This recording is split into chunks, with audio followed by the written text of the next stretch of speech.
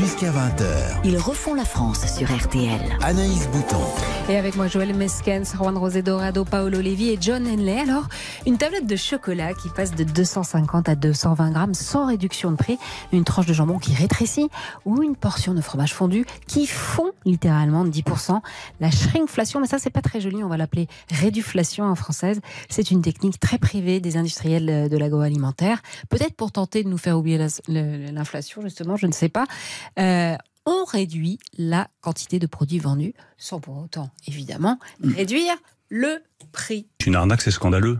En gros, vous en avez moins et vous payez plus cher. Ça me rappelle un film français où il disait il m'en reste un petit peu, je vous le mets quand même, vous vous souvenez? Enfin, ça, c'est l'inverse. Alors ça, c'était le ministre de l'économie, Bruno Le Maire. Pour lutter contre cette pratique, il a annoncé qu'un texte de loi sera présenté début octobre avec une disposition qui obligera les industriels à faire figurer de manière très visible la réduction de contenu quand ils gardent le même packaging. Alors, il y a une question que je vous pose. Si quelqu'un a la réponse, je l'invite à dîner.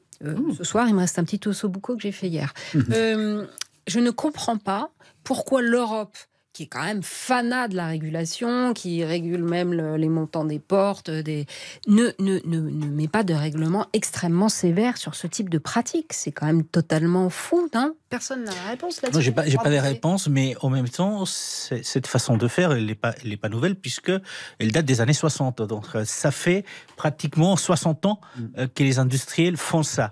Donc, l'Espagne le connaît, comme le reste des pays européens, mais on n'est pas les seuls, parce que lors del corralito du côté de l'Argentine, c'était une façon de faire des industriels aussi du côté de l'Amérique latine. Là, ce qui est important, c'est le rôle de l'État et le rôle des associations. D'abord, les associations pour dénoncer effectivement la réduflation telle que nous on la connaît, et le rôle de l'État justement pour sanctionner derrière. Parce que ce qui n'est pas normal, c'est que 60 ans après que cette façon de faire soit connue, on n'est pas effectivement une réglementation nationale ou européenne. C'est pas du tout normal. C'est incompréhensible. À se poser effectivement la question du pourquoi. Je n'ai pas de réponse, mais la question que je me pose après avoir écouté M. Bompard, est pourquoi elle ne retire pas tout simplement de la vente ce type de produit.